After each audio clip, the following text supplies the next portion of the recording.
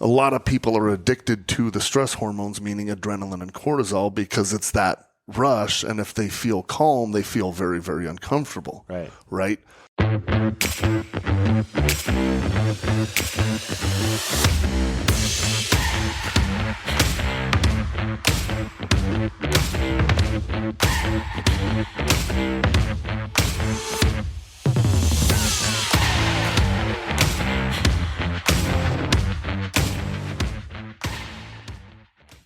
Hey guys, welcome back to another episode of Solid.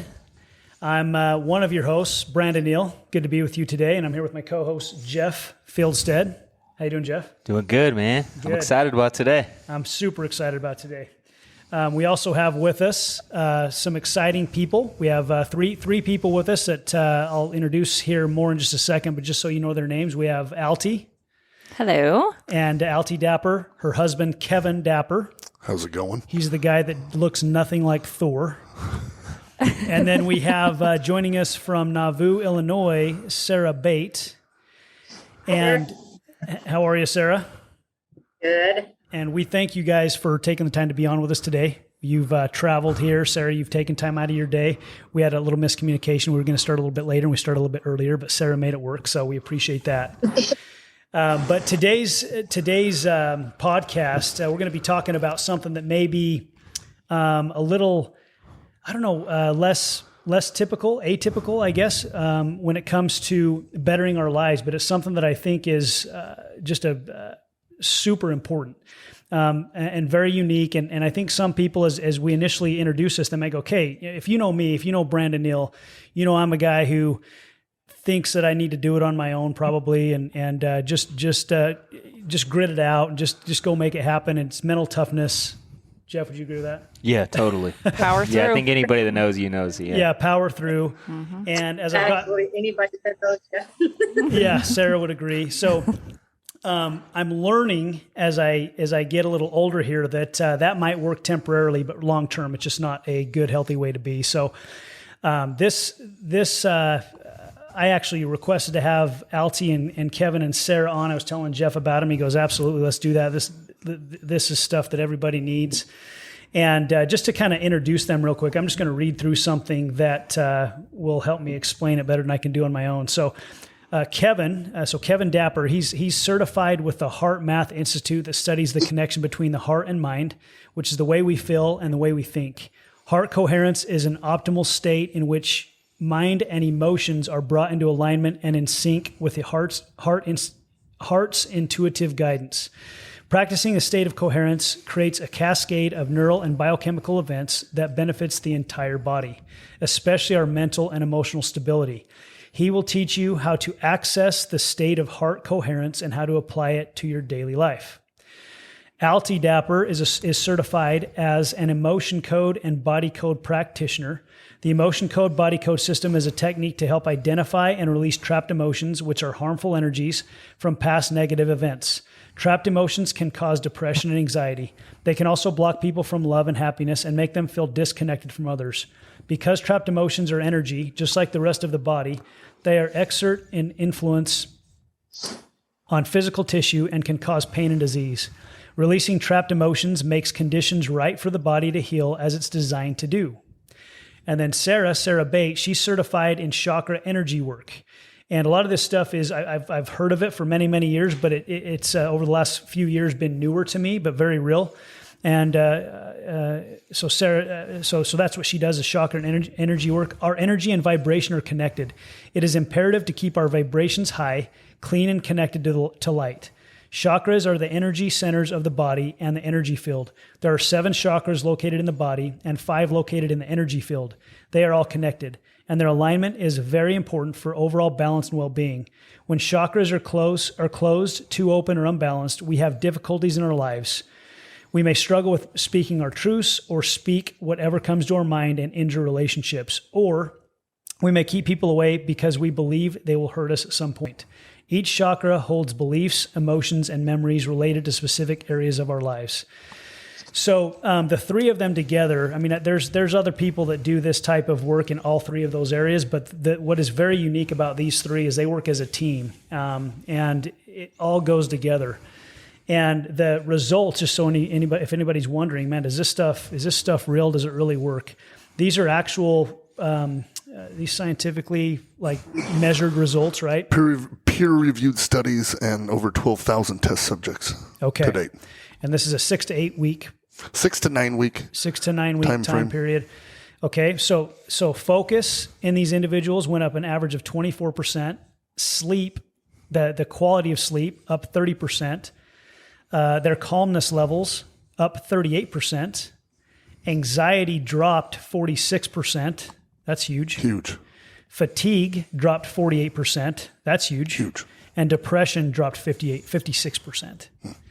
So if anyone out there is dealing with any one of these things and you're wondering how in the world you're going to get through it or, heal from it, these three can help you provide the tools to do that. They're not the healers, but they are the ones that teach us how to access those tools and access that energy. I would also add that in addition to trying to maybe heal from something, maybe somebody's just trying to perform at a higher level. Right. I know I was actually introduced to the emotion code many years ago and had worked with a mutual acquaintance of your guys', and it changed our business. It changed our lives. We were just looking for a way to find that edge, right, of performance, and found it. So I think in addition to healing, right, maybe there's someone out there listening that just wants to perform at a higher level. They feel like maybe what's that thing stopping me from going to the next level? And it could be, your emotions. What's funny about that very thing is when I first got certified, I was talking to Brandon. He's like, you need to offer different packages. How messed up are you? Are you a little bit? I remember that. Yeah.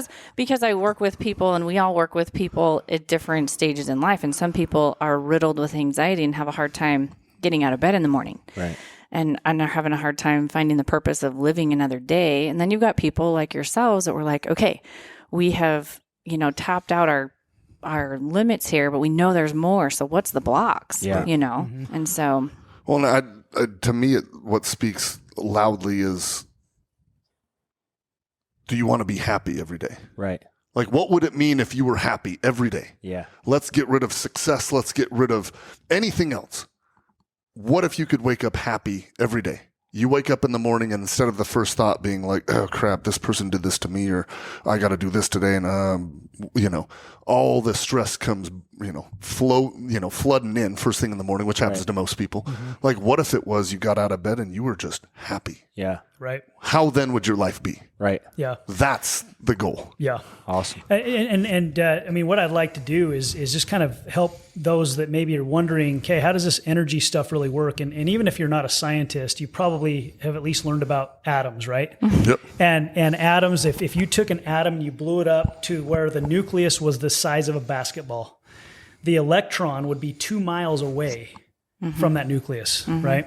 So that kind of gives me helps me to understand, hey, all this stuff really is energy. We are all vibrating at different levels, right? And I'll just say this. I mean, when did you start all this, Altee? How long ago was that? You remember dates? It seems 4 or like I've been 5 doing it years for years. I need to remember the dates, but it was end of 17, end of 17, beginning of 18. Mm-hmm. And I remember calling you guys, and Sarah, you were involved with this as well. And because my lung, when I would take a deep breath, my lungs would hurt. And I went and had ultrasounds done, and they were. You had ultrasound, you had scans, you had blood work, you had X-rays, you had. Yeah. Wow. And Altee actually has your medical records. I know. So. I'm like, let me go back into your history here, your file. And nobody had a solution for me at all, right? And so Sarah goes, well, your lungs are, I think it was you. Grief. It was grief, right? Let us help you get over that grief, or, who knows where the grief all comes from all the time. But the point was I had grief, trapped emotion of grief. And so I did a little session with you guys, and you kind of helped my body to release that, which allowed it to heal. And it was pretty cool because I could literally breathe without pain right after that. So this stuff, again, I know people go, come on, Brandon, what are you talking about? Hey, I'm telling you. Well, I would real. say on that, and of course, we've never had a conversation yet about, I know about, the topic, but one of the things I always tell people is, hey, when you're stressed out, do you ever feel like tightness in your shoulders? Well, that's energy. That's you holding on to energy, right? Yeah. And you can go get a massage and let it go and notice that, all right, you've let it go. But having tools to be able to guide you through your entire life of paying attention to letting go to maybe negative emotions, how they impact you, but also using positive emotions as a tool to help take it to the next level, I think is good as well, right? Absolutely. So where does somebody start with you guys? Maybe that's a good question. Sarah, did you have something you wanted to say? I'm sorry. Yeah. One of the things, like being here, I've been working on myself a lot, and Altee and Kevin, we've been the guinea pigs of the thing, because I'm learning more.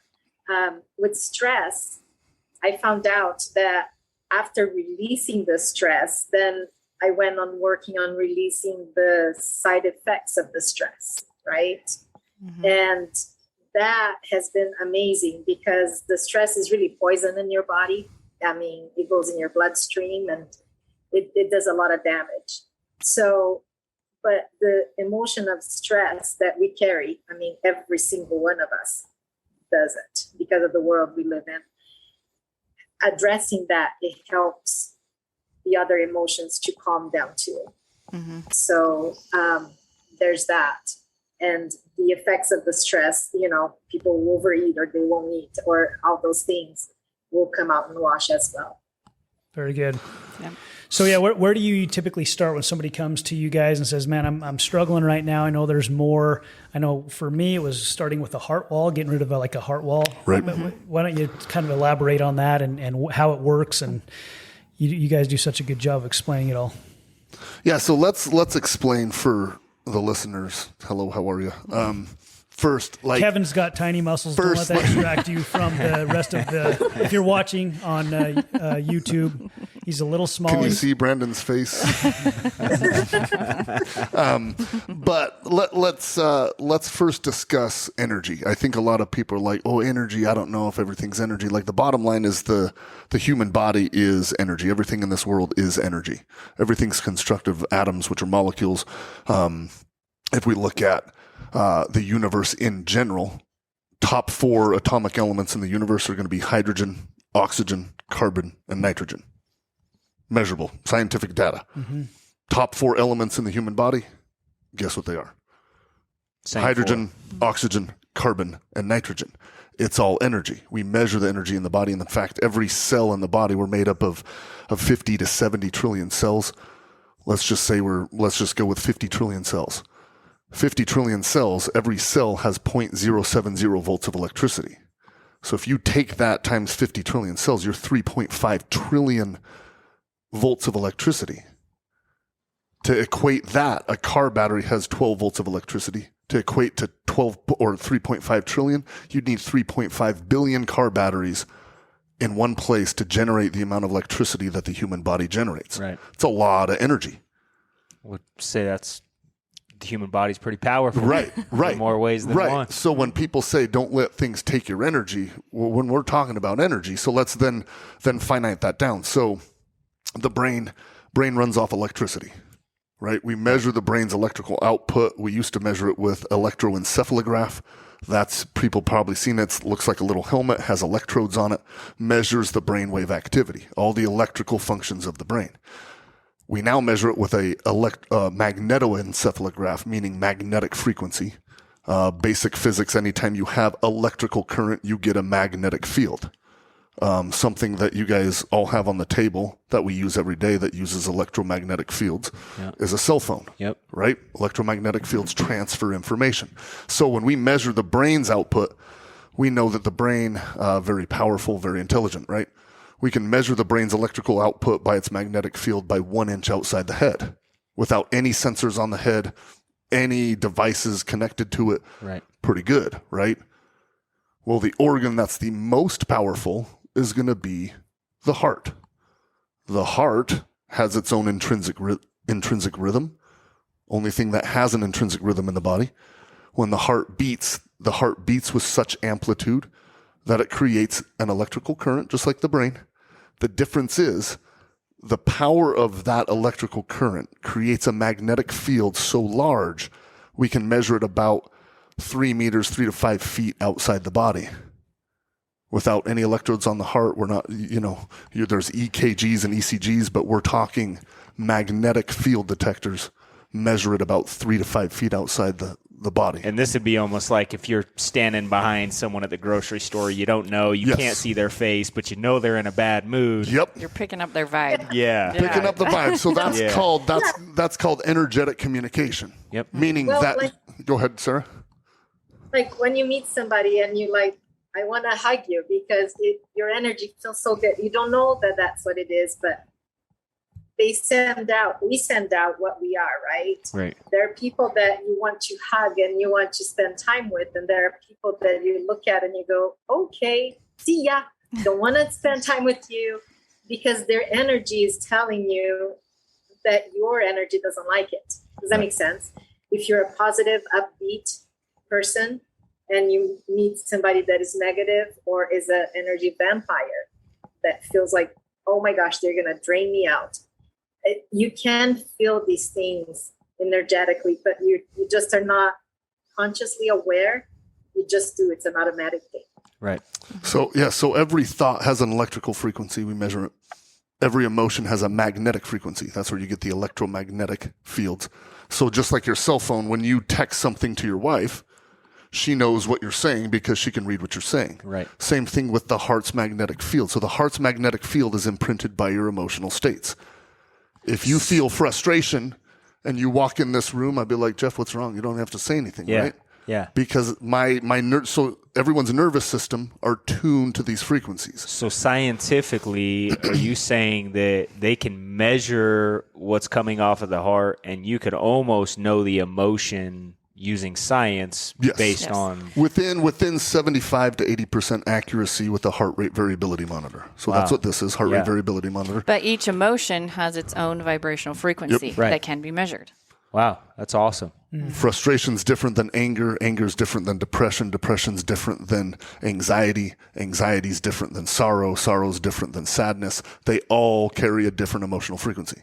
Or a magnetic frequency. So then I have a question about that, and you guys are probably going to answer this, I'm sure. So what controls the emotion? Do we control it, or is it automatic? Do we control how we feel, or is how we feel based upon our circumstances and what happens around us in life? So we are the only species on the planet the only in life this force. existence that can self-regulate. So a deer, you guys are very familiar with deer. A little bit, yeah. Right? I know deer. We know a few of Deer. them. We used to anyway. When a deer senses danger in its environment, meaning a lion's chasing the deer or a hunter's trying to shoot a deer and you miss and then it senses it and it takes off running, activates the stress response, sympathetic nervous system, all the energy starts flowing, adrenaline, cortisol, boom, that deer's gone. Yeah. Well, that deer takes a little while, but it will eventually go back to grazing, but it has to wait for itself to calm down. For the hormones to... For the hormones to settle down, everything like that. In human beings, we're a little different. We have the frontal lobe, the neocortex. That's what sets us apart from any other thing that makes us hyper intelligent, that gives us the ability to choose. Right. So in the moment, we have been over our lives preconditioned subconsciously to react to certain emotions. But do we choose them? Yes, we do. Okay. Yeah. Long and short, right? Yes. Most of the time we just are default to our subconscious programming, which runs 95 to 99% of the time. So we don't realize we have that ability, and it's hard to override that consciously when 95 to 99% of the time you're running the subconscious program and you are conditioned for certain responses, and most people are conditioned for survival. Yeah, They were conditioned because of the past, correct? Exactly. So the brain is wired for survival by default. If you analyze how you think of something, a business opportunity or going skydiving or going shooting or something like that, typically most people will go worst case scenario. Oh, what if this happens and what if that happens? Backtrack from there. That equals the state of survival. Well, if that doesn't happen, then I'll be safe. Right? Right. If I jump out of the plane and my parachute opens, then I'm good. But if I jump out of the plane and it doesn't open, what could happen? I could hit the ground. But you backtrack from there, and that's your state of survival. Right. But that is a preconditioned, learned state by environment. Like, so from 0 to age 7, so third trimester in the womb to age 7 is our programming phase. So the brain, the higher cognitive functions aren't fully developed until about age 8. And we operate with a brainwave pattern called theta. state is a very, very low brainwave state just above sleep. It's a very, very hypnotic state. Okay. That's kids learn by how you make them feel. Right. So if anyone made you feel at any point in our lives, which everyone has experienced this, that you didn't deserve something or that you weren't good enough at doing something and people made you feel like that, that installs a neurological network in the brain and the heart. There's two of them, but for conditioned responses. So then when you meet that later in life at 40 years old and you don't feel like you deserve something, it's like, ugh, why do I feel like that? Yeah. Or like a lot of people that we work on, we tell them this information and say, what did your life look like from third trimester to 7? And everyone's going, well, no wonder why I have the issues I have. Yeah. Because they're reading their environment and all that they're being programmed by the emotion they feel. So this is why so many people have blocks with money, because look at how many adults walk around thinking money's hard to make, that there's not enough to go around, or whatever else, Right. relationships are, Yeah. yes. So that programming is happening, and it's anchored in emotion. So later, when that conscious awareness is developed and people try to overcome that, they know consciously, okay, there's a lot of options to make money, but there's something holding them back, and it's because in their subconscious program, there's the emotion of fear around money. Right. Yeah, it's like you wonder why people make these illogical decisions with their life, and then you realize this and you're like, oh, that's why they were programmed emotionally to respond that way. It's not logical. It's all emotional, and they don't even know the emotion or where it comes from, right? Exactly. Right. So stress, right? Right. We alluded to stress earlier. Stress is any negative emotion. We don't really want to call them negative. We call them depleting emotions. Mm-hmm. Depleting emotions because they literally deplete the energy in your body. I'll explain that in a second. But any state of stress, we'll just call it not any state, but the state of stress, what happens is when you say, hey, where do you feel that? So what happens is your heart nervous system, your heart magnetic field is the most powerful magnetic field and the highest sensitivity in the body. In fact, scientifically proven now, we know that the heart senses information in the environment, meaning frequencies, because everything's energy, senses frequencies and circumstances in the environment about 1 to 2 seconds before this even knows what's going on. Right. It's called non-local intuition. The mothers in the room refer to it as mother's intuition. Yeah. You know when your child's in danger, Yep. right? You know when something's amiss. That's because your heart sensitivity is so strong that it can sense things before they even happen. It's like you're driving down the road every day, same roads to your house. One day you'll drive a little slower. Consciously, you're not really aware that you're driving slower. All of a sudden, a ball will dart out and a kid will follow it. Mm-hmm. And if you would have been going the same rate of speed that you usually did, you would have hit the kid. Right. But the heart's that intelligent that it's like, oh, whoa, and it gives that response. Heart signal sends it to the brain sends it to the body through electrical activity, hair raises on your arms, butterflies in the gut, some visceral response to get you to be like, whoa, what's going on? Right. Stress in the body, electrical signal from the heart to the brain tells the body we're not okay, we're in danger, because stress equates to danger. Right. The fascia, most available tissue we have in our body is fascia. More fascia than anything else. Connects your right ear to your left toe. Right. Fascia, when it gets that electrical signal, tightens up for defense. Defense mechanism. So shoulders tighten up, little back tightens up. This is why we get knots in Tension, our back headaches. and stuff like this. Yep. We get Yep. stress. Yep. It's all stress. Yeah. Might be in our feet or our hands Yep. or wherever Exactly. we choose to hold it. Yep. Yeah. So let me ask you, you hear sometimes people go, well, heck with your emotions, you got to do it anyway, right? And obviously if we only That's did the approach, the shoulder thing. that's right, Sarah. Emotion. My shoulder is really sore because I keep trying to make everything Because you happen. carry the load. Carry the load. Right? Yeah. And so obviously, we need to learn to sometimes do things when we don't feel like doing them. Sure. However, we're in charge of changing the way we feel, right? Right. And with our heart. But I think something that, there's a lot of people out there that I think feel stuck right now. And this is what I would like you to expound on, because I think for me, coming back to this heart wall thing, for me, this was impactful. And I think this would be helpful for a lot of people. Correct me if I'm... Yeah. Okay, so one thing too that we all do is we, instead of stop, think, and act, we react to the situation. Mm-hmm. And in reaction, we give power away. If the situation is not good, if we just keep feeding it with reactions, it lowers your vibration, it lowers your energy, and it doesn't get anywhere good. The brain, it doesn't like to keep learning. When it in relationships, it learns how the behavior goes. So it creates a pattern, and you just go in reaction mode. Does that make sense? Yes. I mean, Yes, I just want to clarify, Sarah. So what you're saying is that what happens is the brain has a situation, chooses a way to respond, and then creates a pattern to respond the same way in the future. Yes. And then people are getting stuck because they get stuck in that pattern, not realizing it was programmed from the original response of how they chose to respond to a situation. Exactly. And that, because when the pattern shows, regardless of with whom it shows up, that is your reaction, because that's how survival has worked for you. Does that make sense? Yes. So, it's awesome. and Jeff, you are a really good student. You are a good We student. didn't even talk about that stuff. He's following. He's keeping up. That's awesome. So those things are called neural baselines. Okay. So the neural physiology, that's what HeartMath has studied since 1991. Okay. Psychophysiology, the correlation between psycho meaning brain, physiology meaning heart and body. Right. Like, what's the correlation? What creates neural patterns? How do we improve them? How do we shift from them? How do we shift our emotional state? Right. So the bottom line is, everybody is interested in sustained emotional behavior, right? Yeah. Sustained emotional change, right?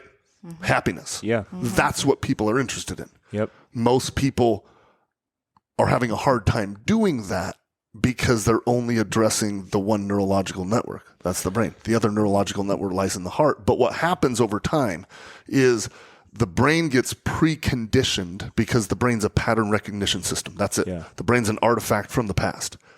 It will recognize patterns based off of what it knows or beliefs. Right. What's a belief? And we were talking about this Something last week, Sarah and Altee. We did a session just about the difference between being in ego Yep. and spirit, Yep. right? Being in protection mode versus expansion mode. Yep. Right? Or mind, being in a state of mind or being in a state of heart. Completely different physiological responses. ego has the need to protect and attack, because if you feel like you need to be protected, you feel like you're being attacked, so you need to attack to protect yourself. The spirit that's it. I mean, there's no need to attack or protect, because there's love. That's all there is love. And love does not attack, and love does not need to protect, because it doesn't get attacked. So You're whole. ego, If you're whole, there's no need to defend or attack. Right. yeah. And the ego, it's if you give something has been taken from you, it's a loss. Spirit, you give because you share, because it doesn't matter. Everything is for everyone. Does that make sense? Yeah. So energetically and mentally, in ego, you are always looking out for yourself. It's exhausting. I promise you, it's exhausting. I've been doing that for a long time and switching that. And I will call Altee and say, okay, I went 100% on ego. Help me out. Give me back to spirit. But and once you see that difference and you start looking for it, you go, oh, dang, okay. Because then when somebody comes in attack mode to you, you will look beyond that attack and connect to the good and the light and the joy in that person and the peace. And it brings it into that moment. And it's weird. I tried it, and it's weird because they can't argue, because you'll be speaking truth. And they can't argue with truth. They can't attack truth, because it is what it is. But back to So- Brandon. I want to give Brandon a chance to talk about his heart wall.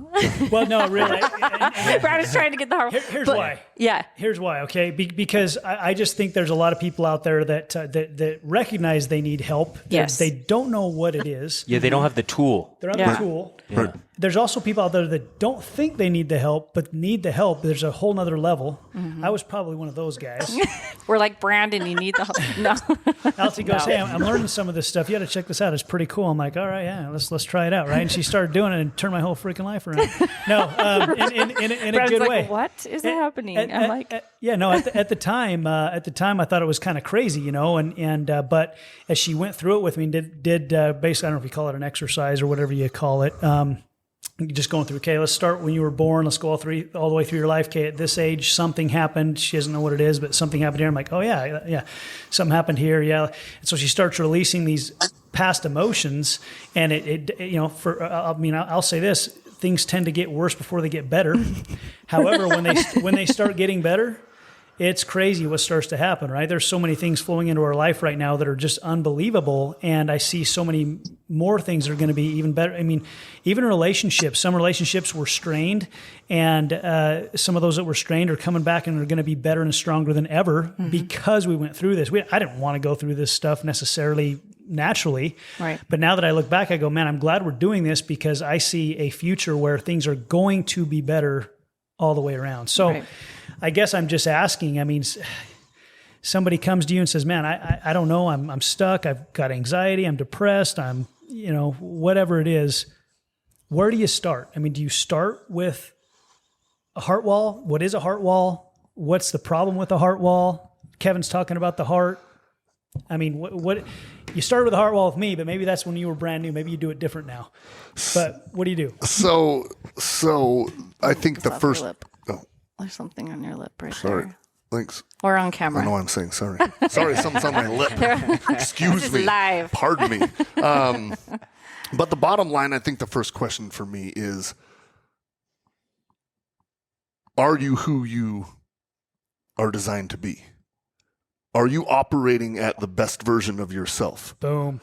Do you feel like you are doing something that is your purpose? I think most of us are trying to be something else, maybe, right? Right. We're trying to be something that others want us to be or something, right? Right. We're not being who we are meant to be. Do you know what the desires of your heart are, and are you operating from that space? Yep. I mean, we tend to play small. We don't take the space that is ours. We don't command presence because of the lack of confidence. So when Altee and I work on people, the first thing that we go to is feel their energy and where they're at, because that's where the emotions will tell. And we go from there. And then Kevin brings us into the mind and heart coherence meditation.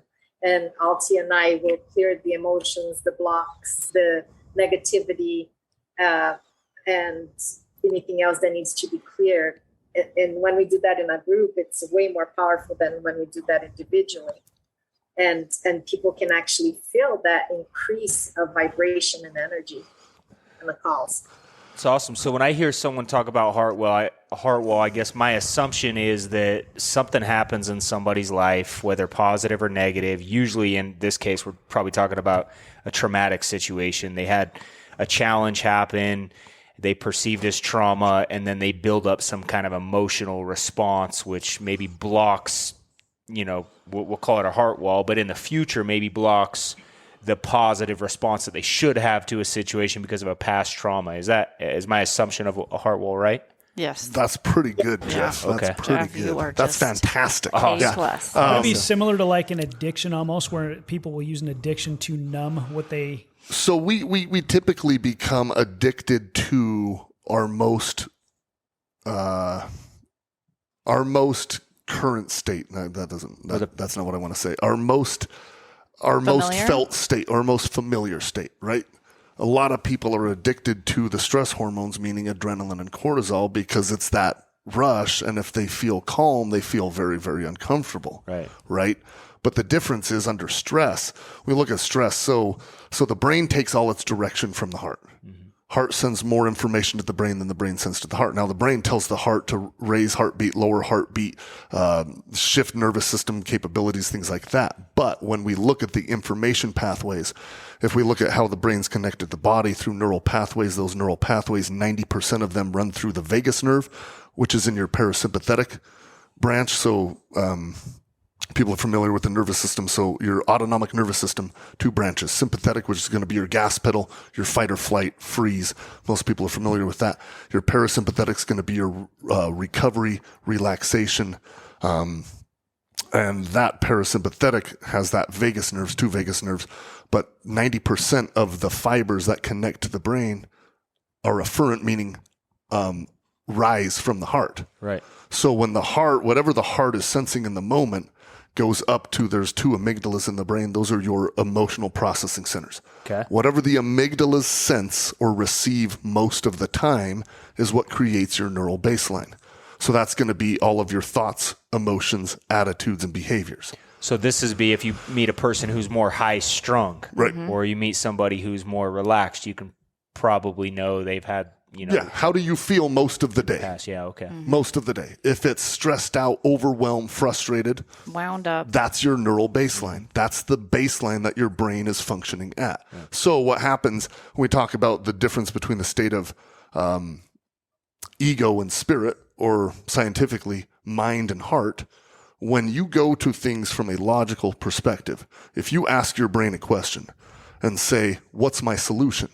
The brain has to go through all of its neurological networks, mainly fear. Fear is the first one. Yep. Fear, what could possibly happen, right? Survival state. Yep. Then self-esteem, then self-doubt, then logic. And so you're going to create a response based off of what the brain knows from the past or what is the most familiar in the moment. Right. So if you've been stressed out of your mind, working long hours, everything like that, and you try and formulate a decision based off of your current state of being under stress, how great is that decision under stress?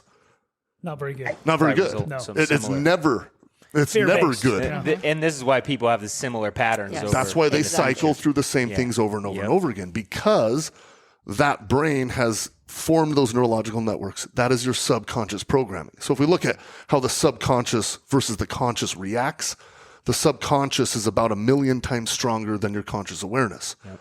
And it's the difference with operating, like if we're operating on a computer, 40 billion bits per second versus 4 bits per second on conscious awareness. So whatever you are preconditioned to by your neurological networks in your brain, so these are hardwired. So to get a hardwired neurological network is a belief. Right. A belief is an emotion and a thought that are equal. Right. So if someone made you feel angry or not worthy of something, and then you thought, ooh, maybe I'm not, boom, hardwired belief. Yeah. That's why they're very, very difficult to talk yourself out of. So that one movie's pretty accurate. What is it called? The cartoon. What's it called? She has a memory in it. Inside Out. Inside Out. Yeah. You've got all these Absolutely. stored emotions Absolutely. and all these stored beliefs that are connected to them. And so the brain operates as a pattern recognition system. That's why you can go into a room or to a stadium, and what's your first response? You look for people that are familiar. Yeah. Right? Oh, know him, don't know him, don't know her, don't know her. And you look for a familiar. That's what the brain does in every situation. Receives input from the heart. If it's that of frustration, it's going to find something in the environment to be frustrated about. Right. Create more frustration that keeps you in that loop of frustration or anxiety or depression. That pattern. Whatever that is, that familiar neural pattern. So when we look at that, to get that to shift, if we're operating from a state of mind, it's going to be all based off of fear. Judgment. So what you're saying is you can take these situations in people's lives that have created negative patterns or responses that we don't want or want to change, right, and change the perspective of those situations to help create a new pattern. Is that kind of what? Yeah. So perception's born from the heart. Whatever the heart's feeling in the moment is going to create your perception, which is how you see everything in your world, right? If you're operating mostly from frustration, what are you going to see in your environment? Frustrating things that piss you off, things that frustrate you. Yep. If you're operating differently now, and if we shift from the mind to the heart, the difference between the mind and the heart is the mind judges. Yeah. It will always judge. Good or bad, black or white, up or down, left or right. It will always judge, right or wrong. Heart only discerns. So let me explain this. So the heart, found in 1991, this was in the heart before then, but this is when it was scientifically discovered, 1991, by the HeartMath Institute. The heart has 40,000 neurons in it, just like the brain. These are called sensory neurites. and they are hyper intelligent. They discern. They do not judge. So when you operate from heart, you only view the lens of love.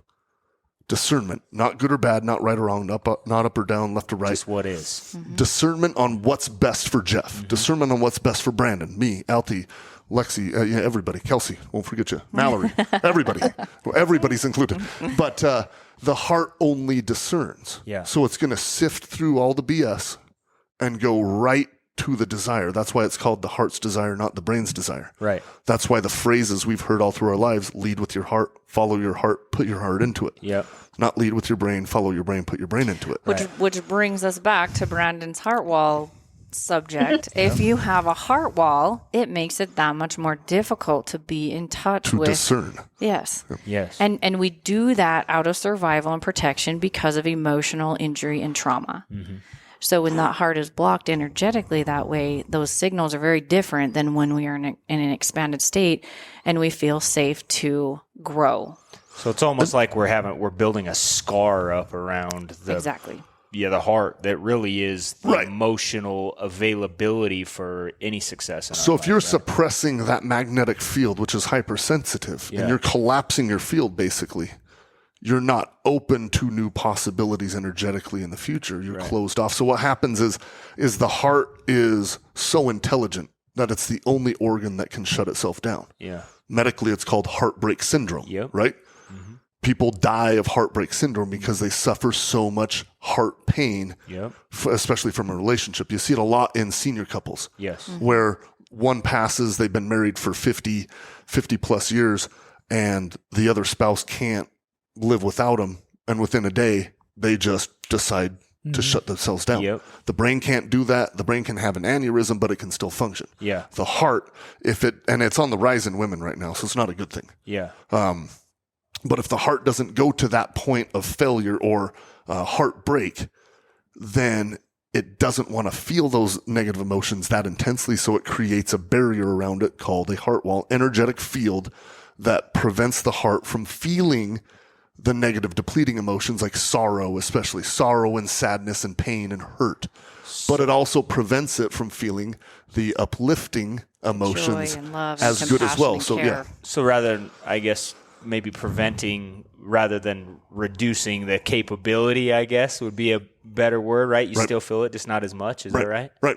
It just becomes that numb state. Like, people Wow, that so are it's on that positive feel and numb. a negative. So what you're saying, if someone has a negative situation, you start building a heart wall, that means their good situations in life are not as good as they could be as Exactly. well, right? Yeah, Yes. 'cause if you're Because blocked they're for not the- open to them. If you're They're blocked not for the sensing negative, that. you're blocked for the positive. Yeah, you're not too. perceiving that as a grateful moment, right? So- a lot of people pass up opportunities that could be great because they're like, maybe that's not for me, or I don't feel like feel it, worthy. or things like that, because, or I don't Or does it feel worthy. as good as it should Right. if Right. they've diminished their feelings for their heart? The Right. things that are good don't feel as good as they should either, right? You Yeah, become, it's that- you become Sad. numb emotionally. That numb Yes. state Is that a right? lot of Yes. people Yeah. experience, where it's like, I don't feel good, I don't And feel I- bad, but I'm just kind I of think it's even existing. keel. for a lot of guys, they think if they feel emotions, they're being weak or they're not being a man.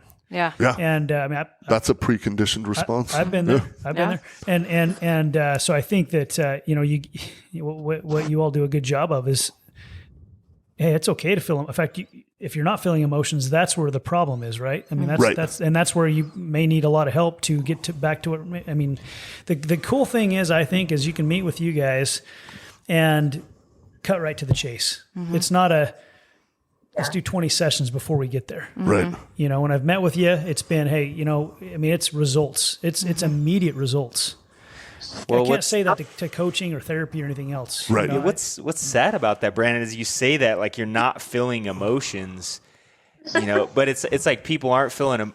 For men not to feel emotions or feel like they're unemotional, it's probably because of emotions in the past. Yeah. So Right. think about Correct. you have no emotions Yeah. because of your emotions. Preconditioned response. Exactly. It just seems stupid, right? Yeah. Like it really does. If I think about if we've all responded that way, right? But if I'm talking about myself as a man and I say I'm not emotional because of my emotions, it doesn't seem like a very wise response, Right. right? But that's how Doesn't we make a lot of respond. sense. Yeah, Right. How many men have heard that men don't cry? Men don't cry in football. Yeah. Baseball. No crying in baseball. Well, I like football better, but And that is a big no-no crying is good. Crying is release. Crying is letting it go. You know, so in the scriptures it says, a man is as he thinketh in his heart. And there are brain cells in the heart. Mm-hmm. And there's discernment. There's no perception. It's discernment, truth or not truth. Mm-hmm. And we are as we think it in our heart. So emotions are to be expressed, to be dealt with, and if need to be released, and we release it from the energy, or if we need to embrace it and share it. Well, and without emotions, life isn't beautiful. Right. Mm-hmm. It's not. Yeah. Right? Unless we're experiencing joy, what's life about? Right. Right? We're supposed to feel joy. We're Right. supposed to feel happiness and gratitude and appreciation, and especially love. I mean, love, there's two basic emotions, love or fear. Yeah. You're either operating from one of the two, and all the negative emotions, depression, anxiety, frustration, anger, those are all subsets of fear. Yeah. All the positive emotions are all subsets of love, subfrequencies of love. Yeah. But the heart is the only organ that can think and feel. Yeah. Memories store in the heart, long-term, short-term memories, and everyone wants to use the brain. Yeah. But there's the phrases out there like, if you stay in your head all day long, that's not a very great place to be, right? So you have to shift, and you have to allow the heart to expand. When the heart expands and feels love and gratitude and appreciation, compassion and care, now those different neural signals sent to the brain start to rewire the brain for a different hardwired response. That's sustained emotional and neurological change. Right. Now we start rewiring the brain. We first remove the emotion, because if you have a belief that says that you're unworthy because of something that happened in the past, if we remove that emotion of unworthy from that belief, what happens? My guess is something else would replace it. Mm-hmm. Well, now when you recall that memory instead of recalling the emotion, so here's where it gets really, really interesting for most people, is the brain and the body are completely objective. Right. So if you feel an emotion from 10 years ago, hurt, pain, someone did something to you, someone stole from you, you lost business, whatever it was, you feel that emotion when you wake up just by happenstance. Yep. You recall a memory, you feel that emotion. The brain and the body are so objective, they think it's happening right now in the present moment. Right. Shifts you to survival mode, fight or flight. You're producing so much cortisol and adrenaline, that state of stress, where it's so dangerous is that state of stress takes you out of creation. Yep. Makes you subject to your past. Now you're not producing anything currently in the present moment. That's why the present's so beautiful. Because if you can stay enjoying the present moment, you're not subject to your past, and you're not a victim to future circumstances either. Yeah, because you're not a victim to survival. each. Yeah, you can't create while you're surviving. Now we're in joy, we're in love, now we're in full creation mode. Now we can determine and choose what we want for our lives. Right. Right? And so that state of stress where it gets so dangerous is, I mean, we look at genetic disorders in the entire world. There's only 5% of the entire population that have a genetic disorder, meaning there's a faulty protein in one of the genes, in one of the cells in the body. 95% of the other sickness, illness, and disease generated by what? Stress. Okay. So is it stress? So, because this is a good question. Yeah. I guess when it comes to this point, and all right, so 95% of it is a result of stress. So can that stress in an environment be passed down through children in genetics? Right. So can we have a child, like let's say we have a situation when we're 15, we have a child when we're 25. Yeah. Right. So, and when our child's born, is it possible for our children to respond in a negative way if that's been programmed in our life long before they were born? Is that how it works? Or absolutely. Yes? In fact, yes. And they are doing studies on that kind of stuff now, so much more to try to figure out and identify what is this, what's the mental health crisis? Why are people suffering so much when healthcare is so expansive? Why are people so sick? Yes. And there's different whether theories it's on that. mental But or all physical or these new right? autoimmune diseases, right? Yeah, Yeah. but They have no idea where they came from. But they're studying I this think I stuff have a lot of in opinions on that. yeah, some might be created intentionally. Yeah. But they're doing a lot of studies on like Holocaust survivors, and their their children and grandchildren. Exactly. Or even rats where they will do studies where they'll put a rat in a maze and shock them in a certain spot and then take their offspring like several generations down, put them in the maze, and they will avoid that very same spot because energetically they carry that same fear, that same belief, and that same emotion. Yeah, I think the reason I ask that is because my father wasn't around. You know, he didn't raise me. But when I was older, I would like respond in a certain way, and my mom would say, "You're acting just like your father." I'm like, but I've never been around my father, right? And so when I'm young, I was like, that's BS. That's just my mom saying it or whatever. But then as I get older, I realize, oh my gosh, I probably am. How in the world am I responding just like my father would when my father was never around to influence me? Yep. It's emotional DNA. Yep. So you inherited the physical DNA from your father, and you also inherited emotional DNA. So someone may think I'm a victim to that. That's just how it's going to be. But you all would say, no, you're not. We can help you. That's not who you are. That's who you chose to be. That's why I asked earlier, is it a choice, right? Because if it is a choice, then that's who you chose to be. It's not who, right? It is. It's both. We all have habits. We all have habits, and your habits will determine how you do in life, right? We all have habits that may not serve us very well, but those are preconditioned habits that are essentially somewhat of a belief that we've been doing it so long that that's why old habits die hard, or habits are hard to break because it's emotion and it's thought. So an attitude is a shortened state of a belief. Right? Emotion and thought creates your attitude in the moment. So an attitude is a shortened state of belief. Yeah. So belief is a emotion and a thought felt and thought over and over and over again until it becomes hardwired in the brain. But your attitude in the moment, can you shift your attitude in the moment? Yeah, no doubt. We have tools that will help you do that. A lot of people struggle with shifting their attitudes because the subconscious is so powerful. Automatically, you're doing something and you say something, you blurt something out, right? None of us do that. None of us blurt things out that we don't mean. Driving down the road when someone cuts us off, that never happens. Yeah. But you do something, you have a response, and then 5 minutes later, it's like, crap, I shouldn't have done that. Right. The whole effort is to get ahead of that instead of reaction out of ego.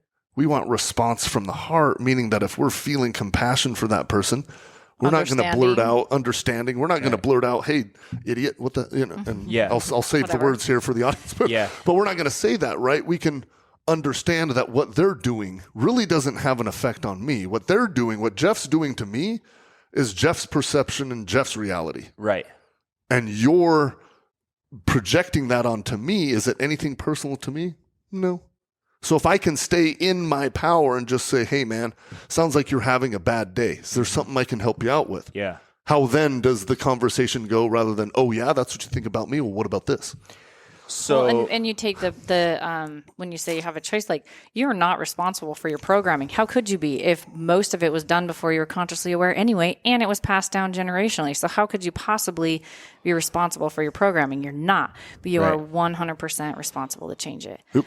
And how do you know what's a problem? I don't know. Take inventory of your life. The older we get, this is the journey to evaluate our lives and go, what is serving me? What am I grateful for that I did inherit from my dad? I wasn't around him, but And if your mom says you're acting like your dad, if you are in spirit and not in ego, we go, share with me what that is. Is there something that's harmful to me or to other people? When we're in ego, we're defensive and we feel like we just got attacked. So we feel the need to defend. But in heart, we go, oh, thank you for bringing that to my attention. Do I want to keep that or do I want to change it? Yeah. Does that bring peace to my life? Does that bring clarity? Does that keep me in a place of expansion? And if it doesn't, let's address it. If it's not something that you can shift out of, there might be deeper work that needs to be done. How do we find it? Well, we can use these tools. Muscle testing. What emotion is it connected to? What belief is it a vibrational match to that's disempowering? And let's clear that out, because an experience without the emotional charge is wisdom. Right. A memory without the emotion is wisdom. Memory without the emotion is wisdom. Wow, that's awesome. And the cool thing about this, with the work that we do, when we do clear those emotions and the energy, we're not clearing just for you in the present. It is going backwards to your ancestral, because it's energy and we're all eternal, right? Yep. So it goes back to them and it clears them of it and allows them to move forward without it. And also your children, if you pass it down to your kids. So the best thing that we can do for our children is heal ourselves, because then it heals everybody. Yeah, and I agree. And that's why I asked that question, is I know I see some of these things like in myself that were in my father, right? Things that I know that of things that I would enjoy to change, right? It would make me happy to change. But then I see him in my son, and I look at that and go, how did he get that, right? He's never seen it. Right. But, you know, and so that's why I asked it. So another question I have, you said that an attitude is a shortened state of belief, which tells me, and please tell me if I'm wrong, that my assumption is if an attitude is a shortened state of belief, we have the ability to take a situation, change the way we perceive it right now, change our attitude, and if we do it enough, that our long term, we can actually change a belief by having a conscious decision to change the way we perceive a situation right now. In the moment. Yes. Absolutely. Right? Absolutely. Okay, So there we awesome. have techniques called attitude breathing. We can change the attitude in the moment, because if you're frustrated, Yeah. and Kelsey comes over and she's like, Jeff, calm down. How then does it go? Kelsey, How then does it go? How then does it Yeah. go, Kelsey? Yeah, Right? blow steam out my Right? ears. Yeah. Hey, why tell are me you to so calm angry? down. Calm down. Don't tell me to calm down. Yeah, I'm calm. What are you talking about? This is So calm. the point is to try and talk ourselves out of an emotional attitude. Yeah. You scientifically have about a 5% chance of doing that. Okay. Not very high. Right. Because emotions are far more powerful than thoughts. When we measure emotion versus thought, and a lot of people want to work with thoughts and thought work and everything like that. If your emotion is not in check, Your logic goes out thought the will window not do. when Yeah. emotion comes into Because play. Yeah. when the heart senses stress, that chaotic signal sent up to the brain. In fact, let me show you this. I don't know if the audience can see it, but I want to show you. So it's a visual learning helps me a lot. So if we look at a heart rhythm pattern of frustration, is going to look like that blue graph right there. How does Okay. that look to you, Jeff? It's a downward graph, right? Okay. Yeah. How are the points on the graph? Oh, they're very sharp. Erratic. Yep. Erratic, chaotic. Yep. Show the So, camera. Yeah, probably the this camera? one right Oh. here. You got to get your arm I would out of the say- way, Kevin. Your arm's in the way. Yeah. Yeah. So, yeah, I don't know if we Your can. biceps in the way. Yeah, you can go to that But one. anyway, so what happens is when that stress response, the heart and the nervous system are going like this. Yes. How then do you think your brainwave patterns are functioning? Probably the same. Like this, right? We go from a beta brainwave to a high beta brainwave, frustration, anxiety. What happens under that state is those amygdalas in the brain, they're your emotional processing center. Those transfer that information to the thalamus. It's the center of the brain that's responsible for your cortical electrical functions. When that is out of sync, meaning it cannot process that signal, it completely shuts off your frontal cortex. Well, what does your frontal cortex do? That's the executive of your brain. Okay. That's all the decision making, all the complex thinking, critical thinking, creation, intuitive capabilities. That all lies in the neofrontal cortex. Right. So under stress, your frontal cortex is completely shut off. It's not even working. So under that state, if I'm trying to talk you out of a logical response saying, hey, man, calm down, Yeah. you can't even think clearly. Yeah. So what you go to is more emotional response. Yeah. Dumps more gas on that fire. Yep. You get more pissed off, really. Yeah. Or more angry, more frustrated, more anxious, more depressed. And so when you look at the difference between that and a calm gratitude state, so now look at the heart rhythm patterns wow. of gratitude. Wow, that's almost like, it looks like waves. So smooth, harmonious waves. Yeah. So they're called sine waves, very Okay. harmonious, very orderly. Wow, High yeah. ordered waves coming from the heart to the brain. Now that enacts all of your higher neurological functions. Now you're thinking clearly. Now you're producing things. Now you're creating. But the bottom line is when we measure the capability of emotional magnetic frequency versus thought electrical frequency, the heart is 100 times electrically stronger than the brain and 5,000 times magnetically stronger. Wow. Your emotions will outweigh your thoughts 100% of the time. So what you're telling me is that if somebody makes a decision under stress, odds are it's going to be an erratic response in their life. And if Yes. somebody makes a decision under what would you a more what would be the coherent state. It's called So coherence. Positive. Okay. yeah, a so everyone coherent understands incoherent. If I say you're incoherent, what does that mean? state. Yeah. I'm not. It means you're not functioning very well at all. So coherence is going to be the optimal alignment between heart, mind, and emotional states. The goal would be if you're going to make decisions while you're under coherent state. Yes. So How do you do that when you're pissed off? you don't. It don't. doesn't work very well. How do you get so in the yourself moment? into that? So we Yeah. teach in the moment. So the first part is removing these emotions from your subconscious programming. Yeah. Because when we remove the emotions from the subconscious program, quantum physics, negative and positive cannot occupy the same space, right? If we shut the lights off in here, could it be light? No.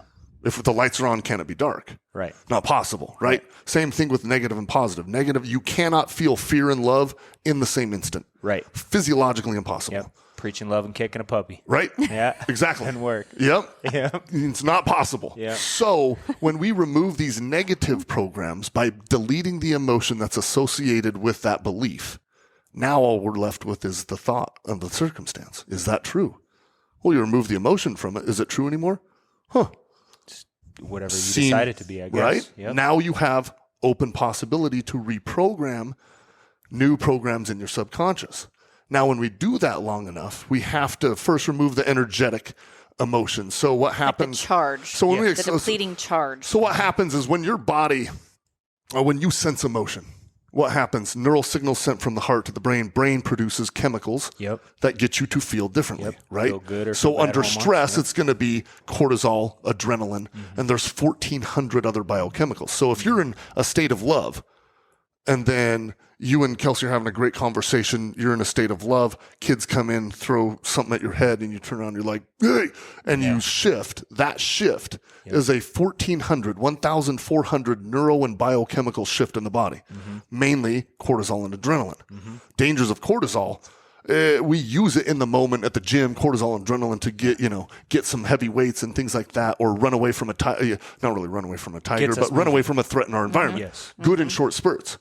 If we are flooding our cells with cortisol all day long, we estimate it's about 12 hours a day for most people. Yep. Down regulates your cells. Yep. Sickness, illness, and disease. We also, when we're feeling good emotions, serotonin, dopamine, reward hormones, DHEA is the main one produced. DHEA is a base hormone of all growth hormones. Yep. That's a regenerative hormone. Yep. Rejuvenates cells, rejuvenates tissue. Healing takes place. Human growth hormone and oxytocin from the heart.